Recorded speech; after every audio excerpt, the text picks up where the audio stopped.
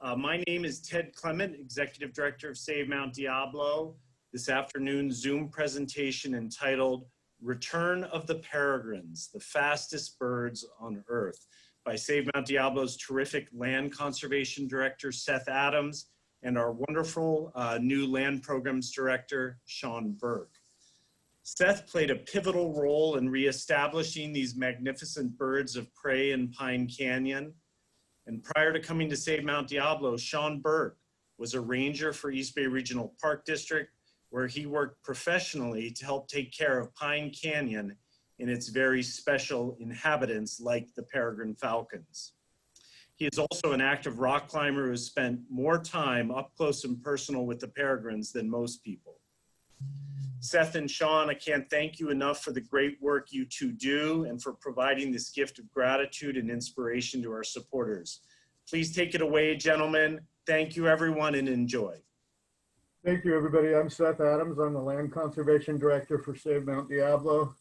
And I'm really excited to do this program because restoring peregrine falcons to Mount Diablo is one of my proudest accomplishments. I was the person who first came up with the idea back in 1988. There were many people involved over the years. It's hard to imagine that 32 years later, the program would have turned out to be such a success. And I'm really also excited because we're working on a few things right now which fit into that same category. They are so important that 30 years from now, they're going to have been revealed to be just incredible additions and accomplishments to our local area. Who we are, most of you are Save Mount Diablo supporters already, and so you know that Save Mount Diablo was formed in 1971. It was a little small volunteer organization for the first 17 years. And when we started, there was just one park on Mount Diablo, the 7,000-acre Mount Diablo State Park. It didn't even include North Peak. And then there were a couple of open spaces being created further out to the north and the east. Our mantra is preserve, defend, restore, enjoy. And we acquire land like Vieira North Peak to add to Mount Diablo State Park and other parks. Right now, we're working on the Concord Mount Diablo Trail Ride Association property, a mile-wide piece that's missing from the side of North Peak in what we call the missing mile of Mount Diablo. We've got 15 months left to raise $1 million to acquire a perpetual conservation easement on the Trail Ride Association property. And its main peaks, geology, really lush, very diverse, incredible land. We can only do that with your help. In that same missing mile area, we're about halfway through for paying off the 87-acre North Peak Ranch. And then right around the corner to the east in Morgan Territory, you can see Trail Ride there on the upper in yellow. But if you go a little bit further south into the east, you can see our 28-acre Smith Canyon property, which we signed right as the pandemic sheltering in place was beginning. And closed escrow on 28 days later. It's going to be a new practical access into the last major canyon that we don't have good access into on the main peaks, Curry Canyon, and it's just an incredible little property. Preserve, defend, restore, enjoy. We respond to development applications, and sometimes we stop them, sometimes we try to improve them. Often we help preserve land as a part of them. We've actually preserved more land through the land use planning process than through direct acquisition. I can tell you brand new news. It's hot off the presses. This is not one that we were particularly involved in, although one of our board members was very involved in it, Malcolm Sproul. But as we speak, 350 acres has been preserved off at the, along Vasco Road. 350 acres, that's almost half a square mile, near some G3 sand mines in the Byron area. You all know that in March we helped preserve 93%, 381 acres of the McGee Preserve property in Danville, and we're in the middle of trail planning for that. The property just transferred from Jed McGee to Davidon, which is going to do a small development on 7% down at the bottom. This year, we also are celebrating transfer of 2,500 acres of land from the Navy to the East Bay Regional Park District. And a month ago, East Bay Regional Park District adopted the land use plan, which is the essential step before public access can be allowed onto the new Concord Hills Regional Park, or whatever they end up calling it. Of course, it's bittersweet because this is the major ridge between Concord and Pittsburgh, and right on the ridge and stretching onto the east side, Albertino is proposing a 1,500 unit development called Faria, which will be before the Pittsburgh City Council next Monday, and we will be there in force, and we're ready to try and stop this project. Its environmental documents are awful, and we're going to be defending the ridge line between Concord and Pittsburgh at the City Council next week. In 77 days, we'll be voting in Antioch on the growth management initiative that Save Mount Diablo and other community activists sponsored in Antioch. The Let Antioch Voters Decide measure, it's now called Measure T, and it affects 1,850 acres between Kaiser and Black Diamond Mines Regional Preserve. Preserve, defend, restore, enjoy. Restore, while we own property, we clean it up, we restore habitat, we build trails, we do all the kinds of things to be a good neighbor and to ready properties to be transferred to park and other kinds of public agencies. And why do we do all of this? Well, we do it so that we all get to enjoy the lands that have been protected. We know that people who get out on open space are going to be our biggest supporters. And in the time of the pandemic, we all know how important it is to have open space in close proximity. We think that every person in the East Bay should live no more than 5 or 10 minutes from an open space. And in our work over the last 50 years, we've been able to piece together a tremendous complex of open space from Central County out to the Central Valley. That's over 120,000 acres north of Altamont Pass. And we're also increasingly focusing south of Altamont Pass. How do we get people out? Well, of course, we take them on tours. We started doing limited tours of 10 or 12 people socially distanced, but we also prepare audible guides that show people how to get out themselves to new places like Morgan Territory. You won't be able to go there right now because of the fires that are out in the Morgan Territory, Marsh Creek area. But there are lots of audible guides online that you can use to access our parks. So the bottom line from this work over 50 years is that when we started, we had about 7,000 acres preserved on Mount Diablo. And today there are 120,000 acres north of Highway 580 and Altamont Pass.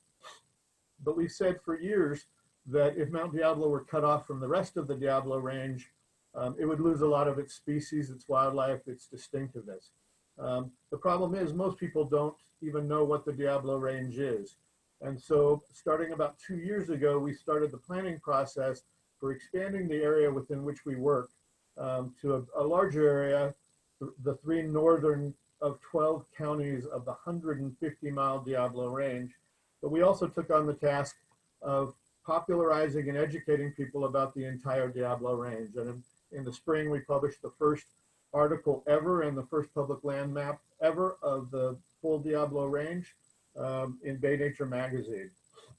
This is the area where we're doing our work now, the 3 northern counties. And if you didn't know, the Diablo Range is basically defined by Highway 5 on the east, Highway 101 on the west, Carquinez Strait at the north, and Kern County, Antelope Valley down in the south. So these are the 3 northern counties where we're going to focus our main activities, but we're also going to be looking at the entire 150-mile Diablo Range. And while we've been successful north of Altamont Pass in protecting about 75% of what we think is important, in the entire Diablo Range, only 24% has any level of protection. And it is the real definition of a major wildlife corridor. We think it is the next great California conservation story. It is a mountain lion, golden eagle, California condor freeway with changes in elevation and north-south location It is the spine of Northern and Central California, and the most important missing piece in our opinion, and certainly one of three most important missing pieces in the entire state. So you'll be hearing a lot more about the Diablo Range as we go forward. But here's the first ever published public lands map of the Diablo Range, turned sideways, so you can see the bay at the top there, Half Moon Bay at the center. And it's just an incredible area that very few people know very much about. I mentioned the fires a little bit ago, and you may know that what's known as the SCU Lightning Complex is made up of three different areas: the Deer Complex up around Round Valley and Morgan Territory, the Canyon Complex down around Del Puerto Canyon, Carnegie, and Corral Hollow. And it looks like the Deer Complex is getting under control. It's about 3,000 acres, and it's affected Round Valley and some large property owners that we've been watching out and been in contact with. The much larger section is the Canyon Complex down around Corral Hollow and stretching south into Stanislaus County. All told, the three zones of this complex are about 85,000 acres now, and are a significant threat and something we're really concerned about. A lot of the area that's being burned is actually areas that can benefit from fire, but of course there's always the constraints of who will be affected and what will be the effect on the landscape, and we're hoping that no one is injured during the firefighting for this process. Now, I mentioned that the peregrine falcon return is something I'm really proud of, and so I want you to know just a little bit about me as a kid, because I was that kid who collected frogs and snakes. Gerald Durrell was a similar kid in the 1920s and 30s and 40s, and wrote a number of books about how he collected animals and ended up owning a zoo on Jersey Island. He was one of my heroes. Another of them was my mother, because she early on recognized that I was very interested in wildlife, and she started buying me books. One of the ones that I have from my childhood still is this one called Vanishing Wildlife of North America. And early on, I really got focused on rare and endangered species. And there are a lot of reasons to do that, but anytime anything is rare, it's gonna have some cachet, and it's gonna be more interesting in some ways. There's gonna be less that's known about it often. And I can tell you that despite all of the challenges we face, protecting endangered species in the United States and around the world is in a lot of ways a success story, because a lot of the species that we were focusing on in the 1960s and 70s when I was a kid are no longer threatened. The Endangered Species Act has been responsible for bringing a number of these species back. And besides brown pelicans and alligators and gray whales and bison and whooping cranes and trumpeter swans, one of the species that you can't help but focus on is the peregrine falcon. It's the fastest bird on Earth. It's on all continents except Antarctica. And it nests in everything from giant cliffs to skyscrapers to on the ground in the tundra up in the Arctic.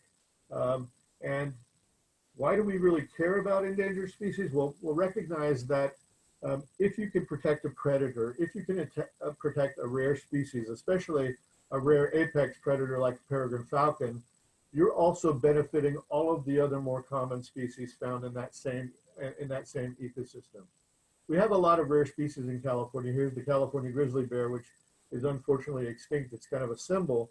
But when you focus on rare species in the United States, people often wonder, are the environmentalists, they never shut up about endangered species. But in fact, California is a place where there's a huge concentration of rare species. The largest concentration in the United States is in Hawaii. But on the mainland US, there are about 3 locations that really stand out. California is one of them. And when you look at the Bay Area, you see that Eastern Contra Costa and Alameda really stand out as well in terms of endangered species.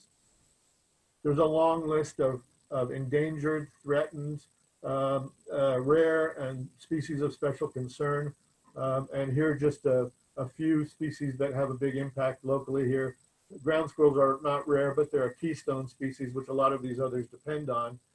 San Joaquin kit fox are endangered. Burrowing owls are of special concern. Badgers have disappeared from a large part of the area and returning. Golden eagles, we have the largest concentration of nesting golden eagles in the East Bay here. And they're a major apex predator as well. Bald eagles, California tiger salamander, red-legged frog, and of course, peregrine falcons. I knew about peregrine falcons, and in 1988, I started contacting people because I was interested in seeing what we could do to bring them back. Now, at the time, I had just been hired by Save Mount Diablo. It was this little volunteer organization. It raised about $26,000 a year, a completely volunteer board of directors. I was 13 hours a week. And they didn't quite know what they were doing hiring me. They just knew they needed some help. And I came in and started working on all kinds of things: land use projects, acquisition projects, publicity stuff, fundraising. And in and amongst all of this, I also started working on peregrine falcons. And here I am in my Berkeley apartment at the time. A couple of years later, I moved to Martinez. Save Mount Diablo at the time was fairly well known, had a little bit of influence, but mostly what we did was we convinced other people to do things. And we had started buying pieces of land to build our credibility. And the organization was still very focused on the main peaks of the mountain. Immediately, one of the things I started doing was focusing on a larger area. Unlike our founder, Mary Bowerman, who was focused on the botany of the main peaks of Mount Diablo, I was focused on wildlife. And if you want to keep wildlife, you have to protect large expanses of contiguous open space. And so I just started drawing lines about what would be connected if you just used elevation lines. What was the geographic Mount Diablo?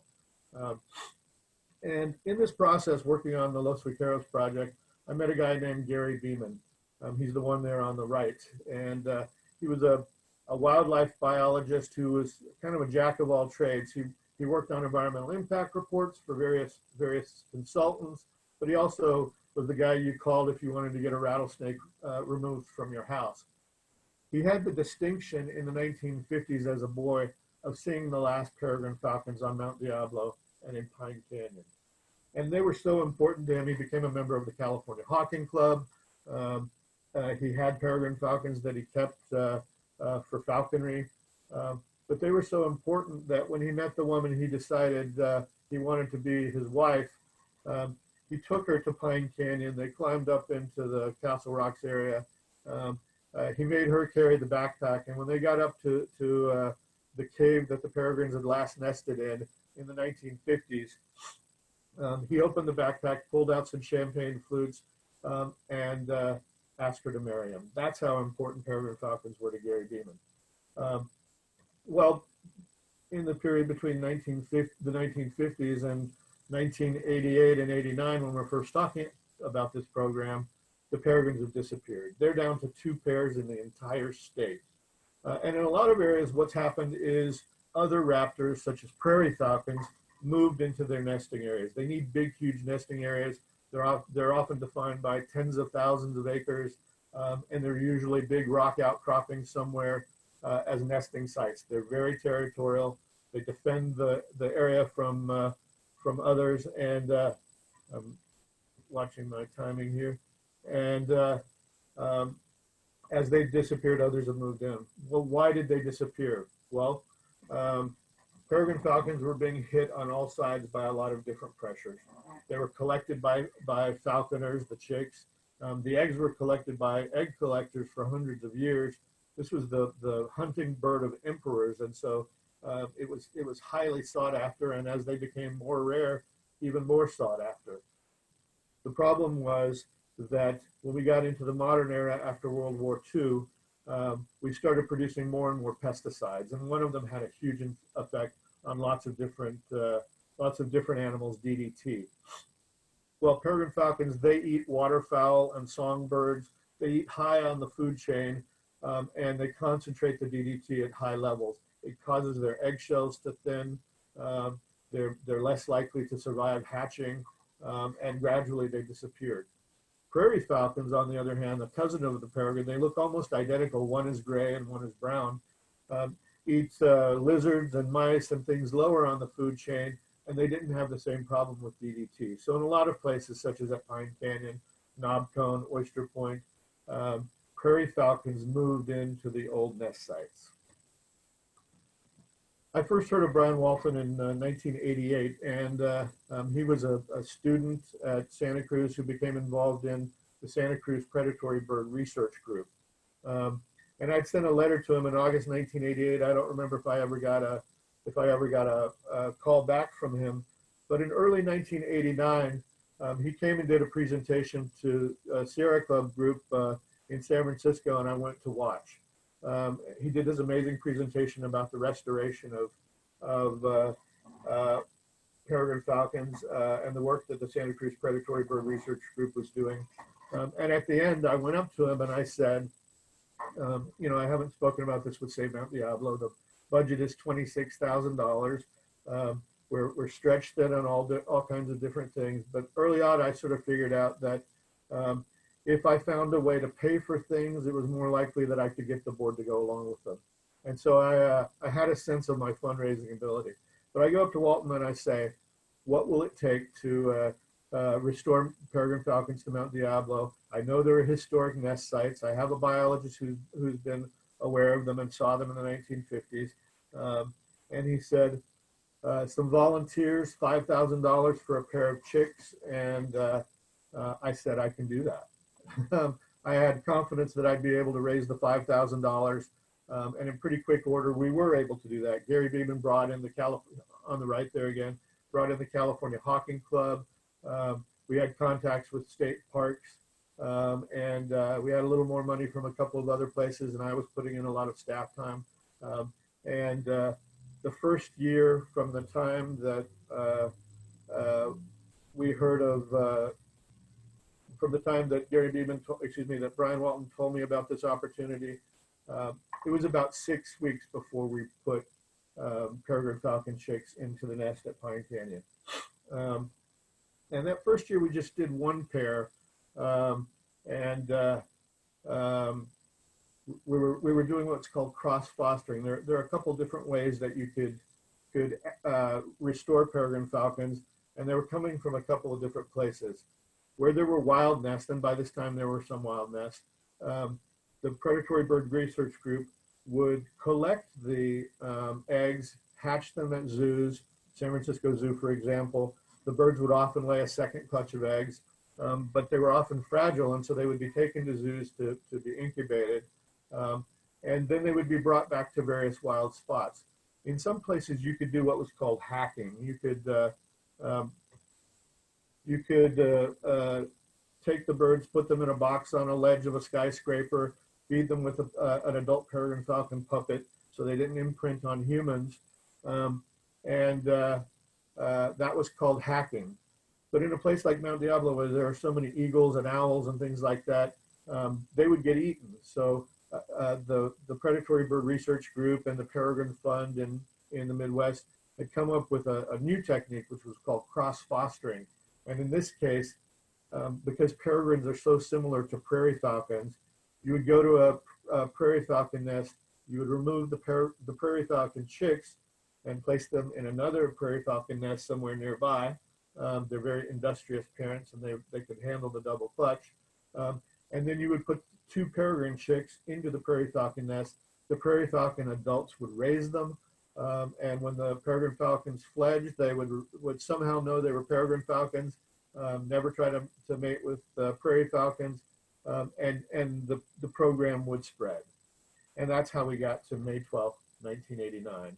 When we introduced the first pair of birds to Pine Canyon, they were taken up in a little wooden backpack by a guy from Santa Cruz Predatory Bird Research Group. His name was Lee Allman, and we kept it secret. We knew that rare people would be attracted to rare species, and we couldn't afford to we couldn't afford to have them bothered by people. There were already too many people around Castle Rock in the first place. And what we did instead was that 6 weeks later, when the birds fledged, we did the announcement then, and we brought a bunch of people to the announcement to introduce them to the program, and that paid dividends in the following years. During the 6 weeks that the birds were in the nest, there was a 24/7 volunteer named Dorothy Brownhold who was camped down at the bottom, and she was constantly looking up, checking the nest, seeing if the chicks fell out or anything like that. These were $5,000 birds after all. And generally trying to keep people off the rocks. It wasn't an easy thing. She got to be known kind of as a pain in the ass, according to some of the park rangers at Diablo Foothills. But she was there to help protect the birds, and she did it successfully. And the birds fledged. They often fly off to the coast in the summer and may come back in the winter, and that was year one. In year two, we reintroduced 2 pairs of peregrine falcons to Mount Diablo. It's a numbers game. We know there's going to be a high mortality no matter what. And so we want to make sure that we reintroduce as many as possible over a number of years, so that there's more chances of getting birds coming back and more chances that they'll survive.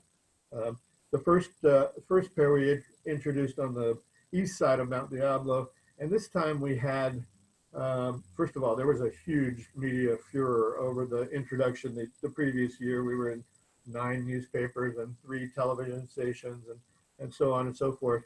But peregrines were getting a lot of interest. And so one of the additions to the second year was famed wildlife and landscape photographer Galen Rowell came along with the Santa Cruz Predatory Bird Research Group guys and was taking pictures for a National Geographic article. And you may know that some years later, Rowell died in a plane accident, which was tragic. But he took some amazing photos in the Mount Diablo area, and none of those photos made it into the National Geographic article, but some of them are pretty incredible. The east side has a lot of big rock outcroppings and giant caves, Knob Cone, Cave Point, Curry Canyon Ranch, and that was the vicinity of one of the locations the second time. We also reintroduced at Pine Canyon for a second time. Here's Lee Allman from one of Rowell's images. This wasn't particularly at Mount Diablo, but you get a sense of the guy who was rappelling down into these caves and bringing the birds back. So about 10 days later, we reintroduced birds in Pine Canyon. Again, there was a media circus. The year before, I had brought along Steve Barbata of the Lindsay Museum, Bob Doyle of East Bay Regional Park District, and even a developer. And we had been fighting a project called Rancho Paraiso. Eventually, we were able to save about half the property. And during this process, I'd gotten to know Bruce and Randy Smith. Bruce happened to mention to me that he had seen peregrine falcons in Rhodesia on a trip one time, and that he had fallen in love with them. So first thing in early 1990, I go to Bruce Smith and ask if he'll pay for the peregrine falcon program. We need to raise $10,000 for 2 pairs of chicks this year, plus funds for other sorts of things. The difference between the first year and the second year was that it took about 6 weeks from the time we started the program in the first year to when the birds were in the nest. And the second year, it took about 6 months, dealing with lots of different agencies, different regulations, those kinds of things. Here's some of the chicks that are going to be introduced to Mount Diablo in that second year. Here's Lee Allman from a San Francisco Chronicle article, rappelling down into the cave in Pine Canyon. And of course, Galen Rowell's article was later published, and people got to see some of these incredible locations that the birds nest at, and that these guys are rappelling down into to collect eggs and reintroduce chicks. Imagine that the whole time they're doing this, the prairie falcons or the peregrine falcon adults they're dealing with are dive bombing their heads and furiously trying to get them away from their birds. I remember Lee Almond or Gary Beeman, one of them, mentioned that one time when we were doing the reintroductions, the chicks weren't exactly the right ages. They needed to be pretty similar in ages, and that's why we would watch the nest for weeks ahead of time while the eggs were being incubated until they hatched, to try and get the reintroduced chicks at about the same age as the prairie falcon chicks that would be removed and put in other prairie falcon nests. And one time we got it wrong, and we put in much larger peregrine falcon chicks than the prairies that had been removed. And the prairie falcon adults flying back in, Gary Beeman said, they kind of shook their head for a moment and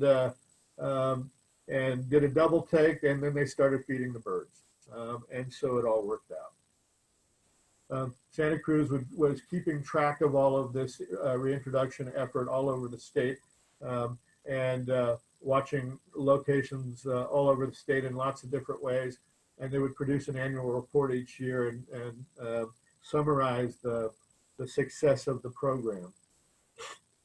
In 1991, we were introduced in both locations again, Pine Canyon and East Side. Not every year is going to be a good year. Some years are drought years. And in this particular year, we had a problem. And Pine Canyon is a hard location in the first place because it's easily accessible. Lots of people like to climb up into the rocks and draw graffiti and drink and things like that. And so there are always going to be problems with people messing with the nest locations and disrupting the birds. And who knows what the reason was, but this particular year, the chicks were eaten by a great horned owl, as we understand it. Luckily, we had reintroduced on the east side as well. It's more remote, harder to get to, and the volunteer moved from Pine Canyon to the east side, and that location was successful. Here's Lee Allman again with a puppet feeding some birds. By 1991, the population of nesting pairs in California is up to 111. 1992 was the last year of our reintroduction effort. We just did the east side this time. Castle Rock was just too busy. We again had a successful reintroduction and birds fledging. It was a hard year. It was hard to get chicks because there weren't many being produced in the state. And that was the last year of our reintroduction program. Here's another image of Dorothy Brownhold in the east side location. And then we waited. In 1994, we had success. For the first time since the 1950s, peregrine falcons successfully nested on Mount Diablo and fledged chicks. And there's 3 or 4 historic locations. There might be 1 or 2 pairs of birds nesting on the mountain at any one time. And over the years, they've come back to various locations, Curry Canyon Ranch, various parts of the Black Hills, Jackass Canyon, and so on. In 1999, we had another success, which is that the birds were downlisted from endangered to threatened on the Federal Endangered Species Act. That was a sign of our success. In the years after that, we just kind of kept tabs on what was happening. We'd hear, Gary Beeman would call me and say, there's a bird in a particular location, or I think there are some eggs. We started focusing on prairie falcons, which were becoming less common too, and understanding that even when big raptors were nesting on Mount Diablo, they were often flying out into the grasslands and more open areas further east. And this is a telemetry study we helped support with East Bay Regional Park District, in which we learned a lot about prairie falcons. From 1999 to 2015, Castle Rock sort of declined. There were some problems with state park funding. A lot more people were going there. The caves were getting filled with people partying and graffiti. Finally, people reacted to this and said, we need to get this under control. They started patrolling more. They put the rocks off limits. during the nesting season. And in 2015, a pivotal thing happened, which is Stacy Hobbin and a number of other volunteers got together and they created a team to educate people in Pine Canyon about the peregrines, to keep them off the rocks by educating them during the nesting season, and by generally trying to get people to be good citizens while the peregrine falcons were there. And it's been a huge success. They don't succeed in nesting and fledging every year, but a lot of education is being done. There's even an interpretive sign in Pine Canyon now where you can read about the Peregrine Falcon program. And this year, the Peregrine Team and MDIA are working on an audible guide about the peregrines in Pine Canyon. And I've been able to help with that a little bit.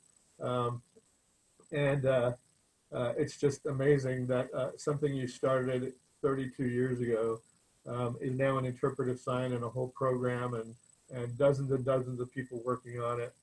We started working on some other bird projects like American kestrels. The audible guide should be coming out later this year, and that's my story about peregrine falcons. Now, how can you help? As Ted said at the beginning, we want you to come to our virtual Moonlight on the Mountain. It's free this year. There's, of course, several auctions and ways in which you can help us fundraise. But we want as many people as possible to attend our virtual Moonlight on the Mountain and help us raise funds for just these kinds of projects. And so I'm going to shift over to Sean Burke now, after I just tell you basically why does our work matter for these kids and for the wildlife that can't speak up for itself. And thank you. All right, everybody, how's it going today? My name's Sean Burke. I'm the new Land Programs Director for State Mount Diablo. For a number of years, I've worked at East Bay Regional Park District as a park ranger, and today I'm going to give a small presentation about my experience working with peregrine falcons in Pine Canyon as both a ranger, as a volunteer, and as a rock climber. This here is a great picture of Pine Canyon. As you can see, it's an absolutely amazing area. Filled with rock spires, as Seth mentioned. There's tons of pockets and holes where raptors of all sorts and birds of all sorts nest in these crags. And, you know, it's an amazing area for them, and it's an amazing area for people to go and experience wildlife at such a close place and in such an urban area. So I'd like to talk a little bit more about myself. As I mentioned, you know, as a park ranger, I don't have many photos of that, but I'm also an alpinist and a rock climber. And as this photo shows, I'm also a mountain bike taxi for a small Maltese. As we continue on, here's a couple photos of me climbing more and bigger mountains and actually at home here in Pine Canyon. And working as a park ranger in this environment is incredibly unique in that you have an amazing wild land on the other side of a fence of a very urban area. And with that, you have a lot of people in a very wild area that get to experience incredible things on a daily basis.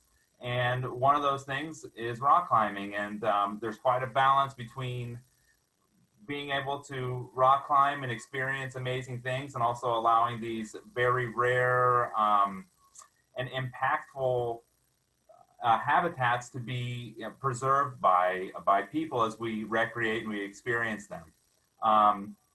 So I'll continue on.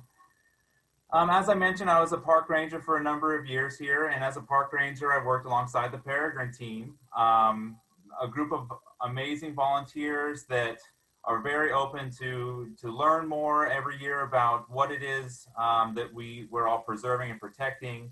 An incredible species and human linkage to it in such a wild area. And so for years I would work as a park ranger doing closure enforcement, which basically ranged from February 1st to July 31st. We had a closure area where people wouldn't be allowed into the rocks, as that was the perfect time of year for these falcons to, and not only just falcons, but for these falcons to court, find a home, make that home comfortable, lay eggs, incubate eggs, and fledge small IS or baby falcons. And as Seth mentioned, they need a very wide amount of acreage for them to have success in their fledgling rates. And so the Pine Canyon rocks are an enormous swath of land, many miles long, but within that area, you might only have one pair of falcons, or in this particular instance this year, we had 2 pairs of fledgling falcons. And it's very important for these falcons, which are very touchy as far as their individuality is concerned. They're very touchy in that they really need perfect homeostasis, so you would think, for them to have future birds released and fledged from their nests. And so with people constantly going into the area, with climate change happening, it makes it really hard for these birds to be successful. And so working alongside with the Peregrine team was really important, because we got to work alongside a group of citizen scientists who would just be blown away every day. Here's a picture of Rosita Harvey. She's an amazing volunteer with California State Parks, East Bay Regional Park District, and the Peregrine team, who, as you can see here, is floored in this picture on top of Mammoth Peak. The 2 of us happened to go on a hike that day, and we were just blown away with this amazing courting dance that we were experiencing of these peregrine falcons. And it's moments like these where you find this inspiration, and you feel you have this connection with these areas that's lasting for the rest of your life, that makes it really easy to educate the public, communicate with the public about how important it is to preserve these species, to be involved with organizations like, say, Mount Diablo or the Peregrine Team, so we can continue the existence of this incredible species, which really needs our help. In the past, as a park ranger, I've had amazing experience watching these parents teach one another. They express incredible avionics. As Seth has mentioned, and as many of you know, they're the fastest birds on Earth. They also can withstand the most G-forces of any creature on Earth. A fighter pilot who's a Top Gun can maybe handle 10 Gs of force as they make high-speed velocity maneuvers. A peregrine falcon can handle almost 30 Gs of force. So, I mean, this agility is something that literally human beings would die if they had to experience. And so watching these birds teach one another, their fledglings, and specifically how to hunt, how to maneuver, how to use their evolutionary tools to be an amazing apex predator is one of these great educational tools that, working alongside the Peregrine team or working as a park ranger, you get these experiences on a semi-regular basis. It's so inspiring. It's such an amazing thing to use to connect people to these lands and to inspire people to not only understand their landscape, but understand how important it is and understand how important all of the individuals are in these landscapes. Here's a photo from a few years back of a fledgling who just wouldn't leave her little scrape for the longest time. For about 3 or 4 days, she was stuck on this crag face. She was kind of horrified to go for it. And granted, she's 150 feet up above the ground, and I would imagine that'd be pretty intense too, being that she was raised in a smaller cave. She couldn't really stretch her wings until she kind of scraped her way down to here.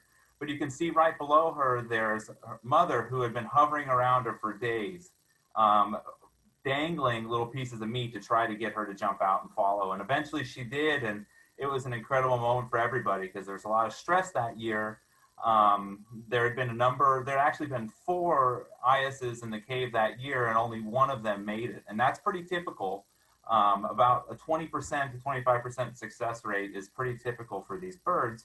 But it also makes for great drama and great stories whenever you're working with the public, educating them, and spending time connecting with volunteer organizations like the Peregrine Team.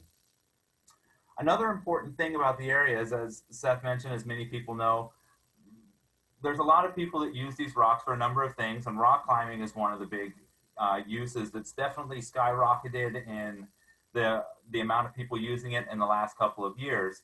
And so with that closure time, basically it allows these birds time to incubate and to kind of have a sanctuary for themselves, but it's also hard for rock climbers who really desire to be in these areas.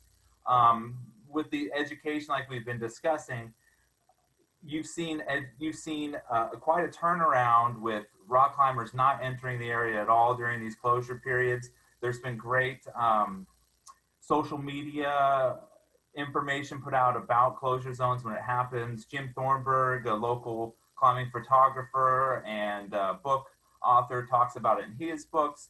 Mountain Project talks about it as well. Peregrines, being that they love to nest on crags like this, it's very common for there to be closure zones for months at a time on a lot of rock climbing areas. And so it's really important to rock climbers to be able to experience these places, but also to be respectful of the birds that are around, because the reality of it is, whenever you're climbing, you understand that you're in an amazing environment that's unique to a human being to experience. It's the same as the birds. It's being able to be above the ground, to be in the air, to feel the wind, to experience birds flying below you and above you. It's a very unique experience that produces a very unique connection to these areas and a unique stewardship to these areas.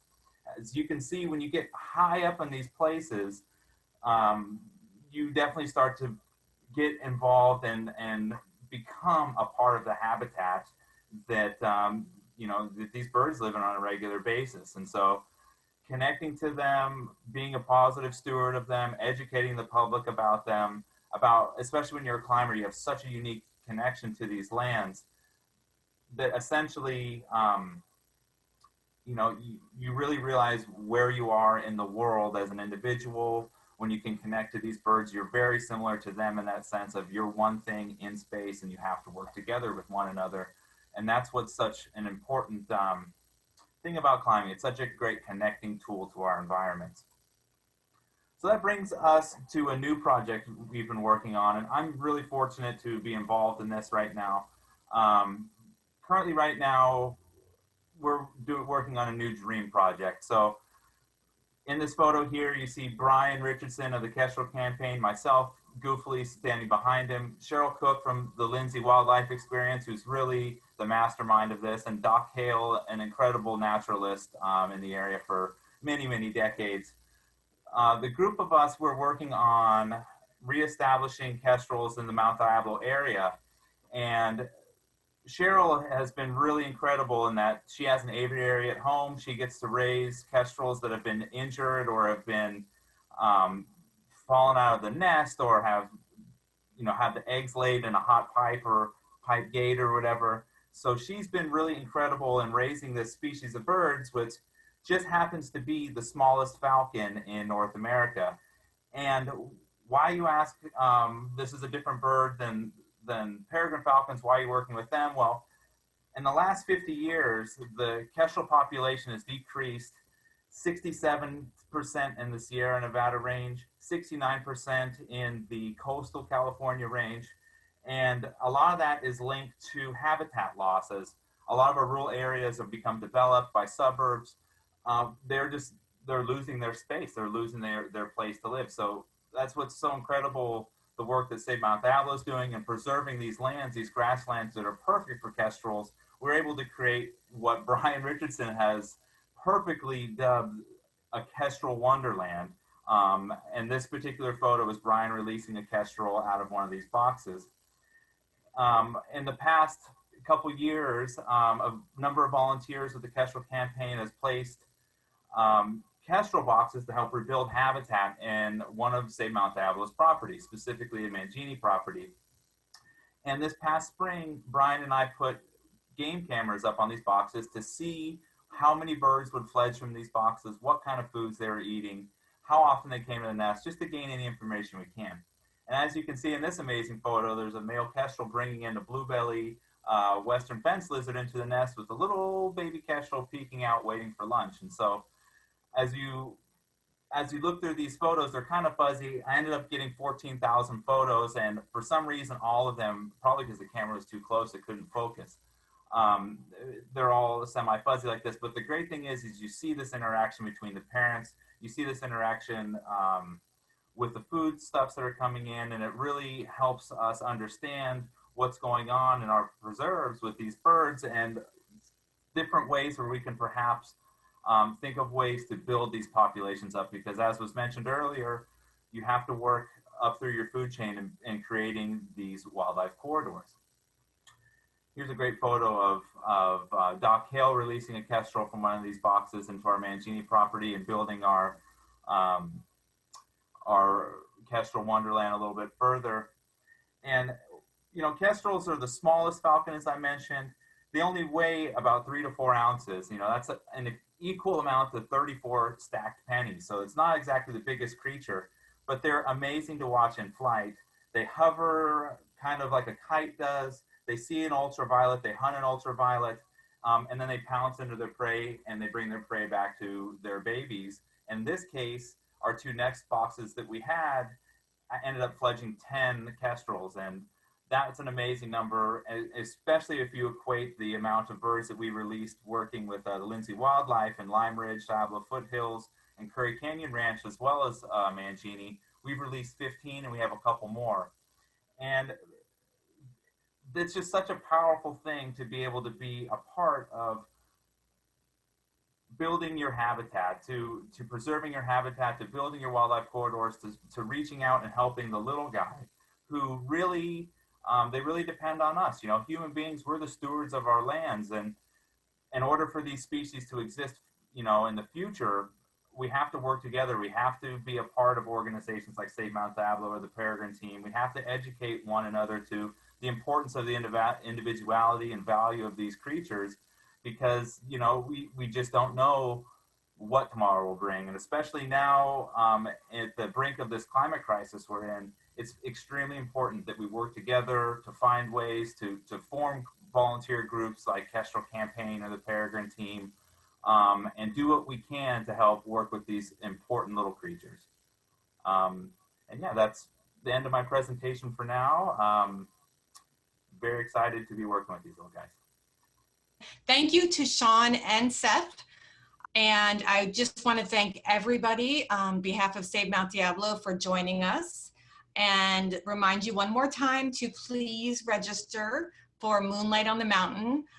It will take place on September 12th. It's from 5:30 to 6:30 p.m. There's no cost to register, and it's just going to be a really fun, inspiring, wonderful event. Thank you all, and have a lovely evening.